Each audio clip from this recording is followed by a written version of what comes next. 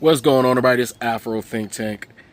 Carmelo Anthony will file for an appeal.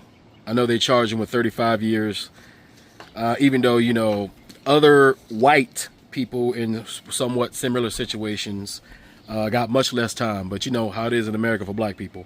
Black people are extra guilty about anything, even if we are innocent about it. That's just what it is.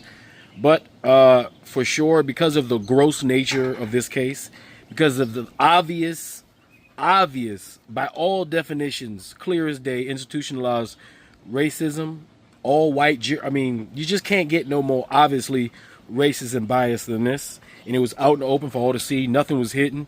We live in an era where white people are, or racist white people they're not hiding their racism. The cat's been out of the bag for a while. They can't put the cat back in.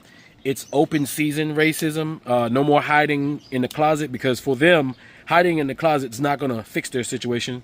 So they're all coming out. They don't got nothing to lose. So any institutions they own, right? And we all know racism hides in the back of the minds of white people. And they can always use plausible deniability, and there's all sorts of layers of excuses they use to try to hide their racist bias. But I mean, at this point, it's so obvious.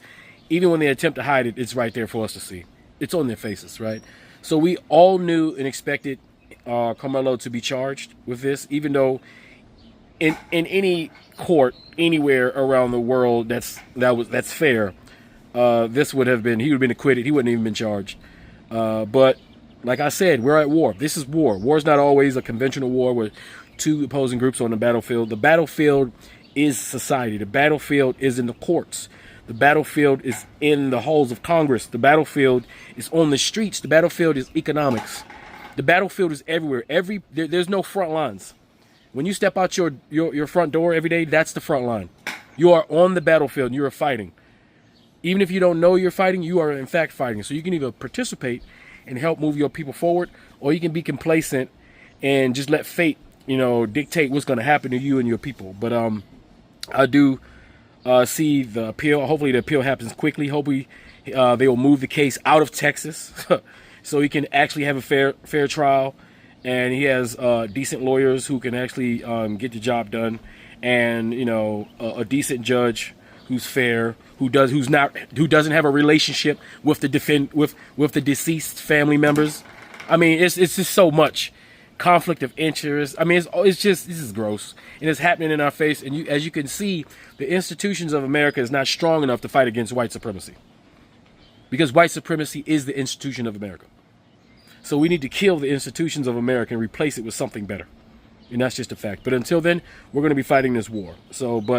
Until then, each battle, whether we lose or won, if we lose or win, we must take note from those battles, collect our casualties, recover, and get back out there and fight the good fight. And the thing is, if you're a black person, you need to, and you really truly believe in this Pan-African pro-black thing, and you really want to fight against white supremacy, you need to be prepared to. You gotta be prepared to die. You gotta be prepared to be hurt.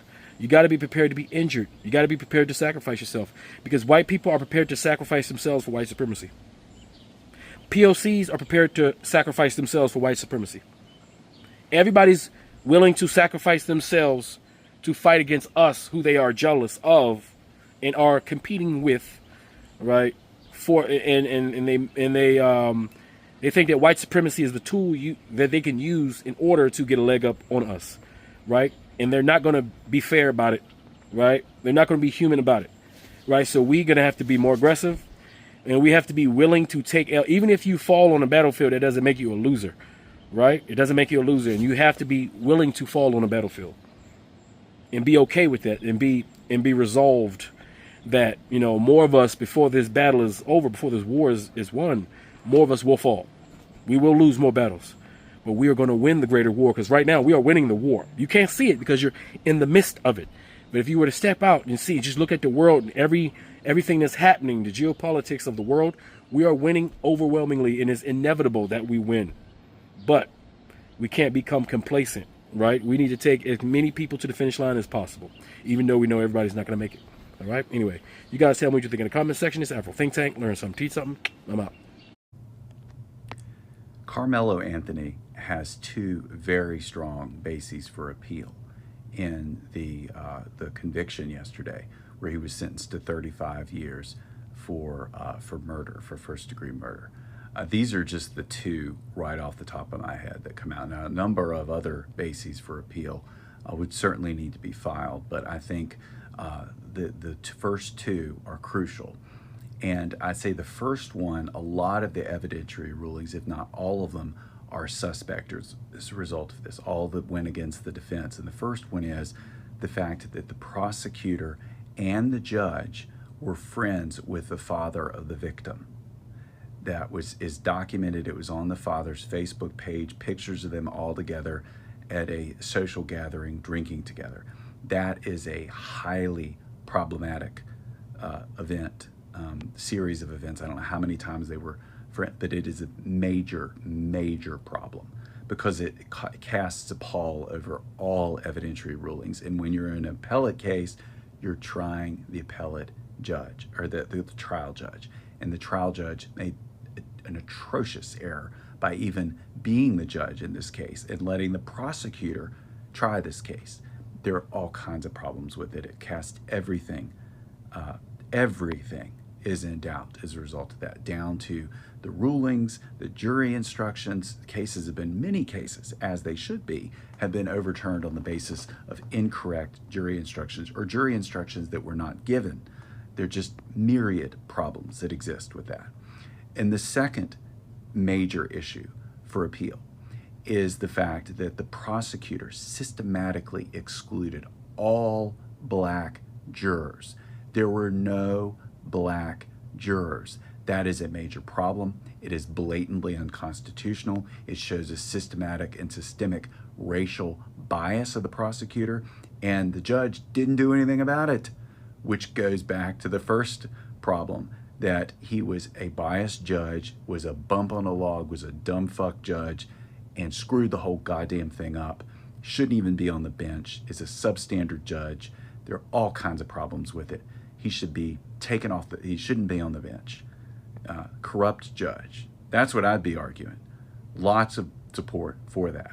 So I think there's going to be a new trial at some point, and I think the trial should be somewhere like Houston or Dallas or somewhere where there's a fairer jury and where there's a judge who's not biased and a prosecutor that's not some yokel who doesn't give a shit about justice and only wants to get a conviction, and a jury that doesn't deliberate for about an hour on a murder case. It's just disgusting. Who taught you to hate the texture of your hair? Who taught you to hate the shape of your nose?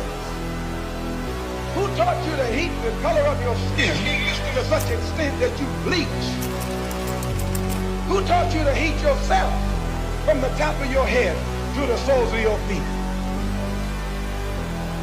Before you come asking Mr. Muhammad, does he teach hate, you should ask yourself, who taught you to hate being what God gave you?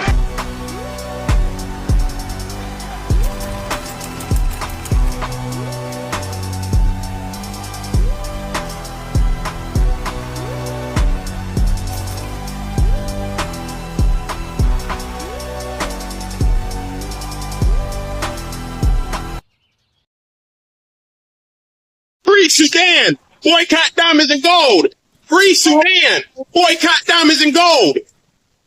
We most definitely cannot forget about the people of Sudan! Thanks for watching Afro Think Tank. Don't forget to like, share, and subscribe. And follow me on Substack and Patreon for more content. Remember, it's Pan-Africanism or nothing.